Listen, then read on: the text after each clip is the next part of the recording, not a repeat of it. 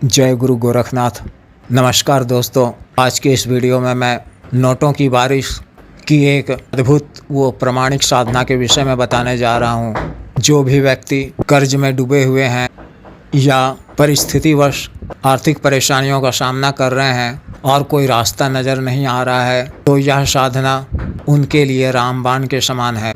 यह एक पूर्ण सात्विक साधना है जिसमें किसी भी प्रकार की हानि, परेशानी, भय, डर इत्यादि की कोई गुंजाइश नहीं है। इस विशेष साधना को कोई भी नया या पुराना साधक या साधिका कर सकते हैं या कर सकती हैं। इस प्रकार की उच्च कोटि की प्रमाणिक सात्विक साधना इस तरह के कार्य बहुत ही दुर्लभ है।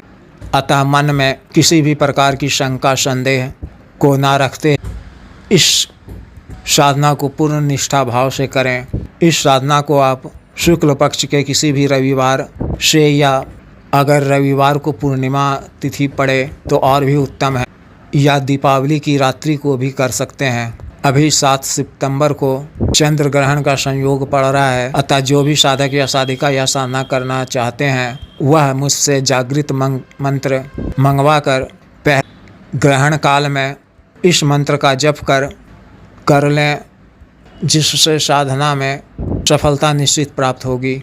इस साधना को रात्रि 11 बजे से शुरू करनी है और यह 11 दिवसीय साधना है। साधना काल में आपको पूर्ण सात्विक नियमों का पालन करना है। ब्रह्मचर्य का पालन, वो भोजन इत्यादि भी सात्विक ही ग्रहण करना है। रात्रि में स्नान इत्यादि से निवृत्त होकर साफ वो स्वच्छ धुले हुए गुलाबी या पीले रंग का वस्त्र को धारण कर लें।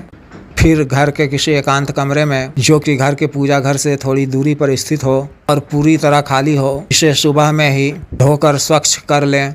पूर्व की दिशा में लकड़ी की एक चौकी बिछाकर उस पर लाल रंग का एक नया वस्त्र बिछाना है और इस पर माता महालक्ष्मी की एक चित्र या छोटी मूर्ति स्थापित करनी है। फिर इसके सामने तांबे के एक लोटे में स्वच्छ जल भरकर उसमें आम के ताज़ा 5 पत्ते डालने हैं और फिर नए लाल सिंदूर से माता का अभिषेक कर कलश और पत्तों का भी अभिषेक करें। फिर मिट्टी के किसी नए दीपक में गाय के शुद्ध देसी घी से एक बाती वाला दीपक को प्रज्वलित करें। दीपक की लौ को माता की तरफ रखना है। कमरे में पूर्ण अंधेरा होना चाहिए। फिर ताज़ा कमल का एक पुष्प माता को अर्पित करें।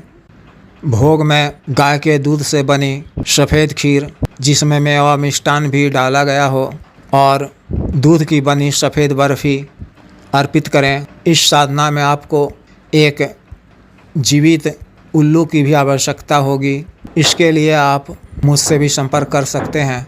इस उल्लू को आपको अपने पास 11 दिनों तक रखना है, फिर उसे उड़ा देना है। दिन के समय उल्लू को पिंजरे में बंद रखना है और खाने के लिए उसे फल, वो भींगे हुए देसी चना देना है। और साधना काल में उल्लू को पिंजरे से निकालकर उसके दोनों पैरों में करीब 1-1.5 बित्ता रस्सी बांधकर अपने सामने ही कुछ दूरी पर रखना है और साधना के समय भींगे हुए गेहूँ खाने को देना है। माता के चित्र के सामने लाल रंग का आसन बिछाकर स्वयं बैठ जाएं और गुलाब के इत्र का छिड़काव कमरे में और अपने वस्त्रों पर भी कर लें।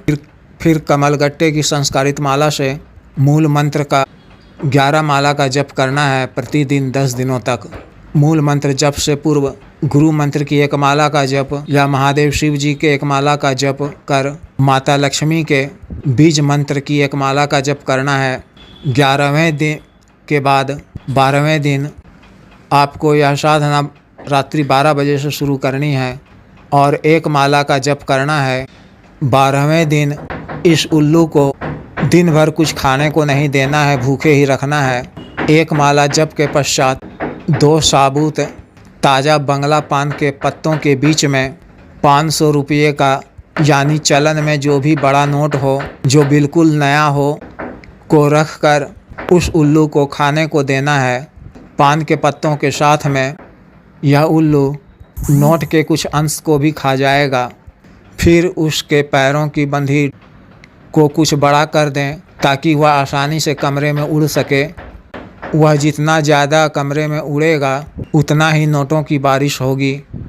12वें रात को, यानी साधना से पूर्व, कमरे में आपको नया गुलाबी रंग का बड़ा सा वस्त्र चादर नुमा बिछा कर रखना है, जिस पर नोटों की बारिश होगी। जब मनोवांछित पर्याप्त संख्या में आपको लगने लगे कि नोटों की बारिश हो चुकी है, तो इस उल्लू को आपको खाने के लिए शराब में भिगोए हुए गेहूं खाने को देना है। गेहूं को आप किसी चीनी मिट्टी के नए बर्तन में 24 घंटा पूर्व ही भिगो कर रखने दें।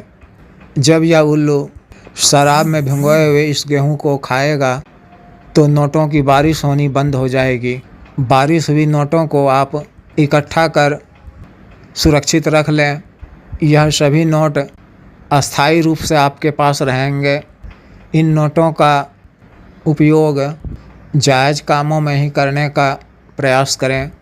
फिर इस उल्लू को बंधन मुक्त कर घर की छत पर जाकर उड़ा दें और साधना सामग्री के अवशेष को दूसरे दिन प्रातःकाल में किसी नदी में विसर्जित कर दें और आसन से उठने से पूर्व माता से क्षमा याचना कर ही उठें। अतः जिस भी साधक या साधिका को यह विशेष साधना करनी हो, वह दिए गए व्हाट्सएप नंबर पर संपर्क कर सकते हैं। इसके अलावा एक और मोबाइल नंबर मैं आप लोगों को दे रहा हूँ, 8789548625। इस पर आप टेलीग्राम से मैसेज कर सकते हैं। इसके अलावा किसी को भी सामान्य या अवसाध्य रोगों के लिए विशुद्ध आयुर्वेदिक औषधि मंगवानी हो, वह भी संपर्क कर सकते हैं। कृपया वीडियो को लाइक करें, शेयर करें, वो चैनल को सब्सक्राइब करें। आदेश।